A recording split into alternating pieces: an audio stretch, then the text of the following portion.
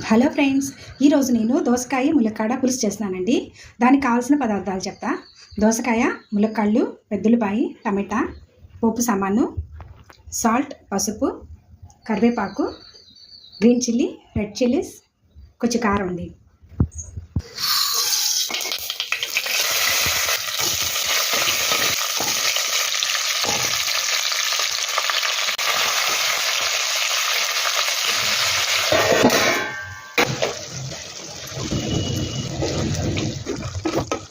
ఇప్పుడు ముక్క ఉడికిందండి. చింతపండు నీళ్ళు పోస్తున్నాను. పులుసులోకి చిక్కగా ఉండడానికి బియ్యపిండి తీసుకున్నానండి. 1.5 స్పూను వాటర్లో వేసి బాగా మిక్స్ చేశాను. టేస్ట్ కూడా బాగుంటుంది. కొద్దిగా వాటర్ వేయాలి.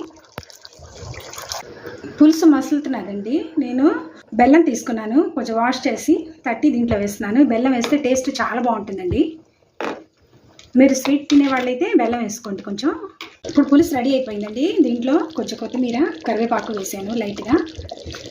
ఈ పులుసు వచ్చేసి వైట్ రైస్కి, చపాతీ, సజ్జ రొట్టి, రాగి వీటన్నిటికి కూడా చాలా చాలా బాగుంటుంది.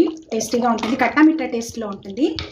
మీరు కూడా ఇలా ట్రై చేసి ఎలా వచ్చిందో నా కమెంట్ రూపంలో చెప్పండి. ఈ వీడియో మీకు నచ్చినట్టయితే లైక్ చేసి సబ్స్క్రైబ్ చేయండి friends. Thank you. Have a great day.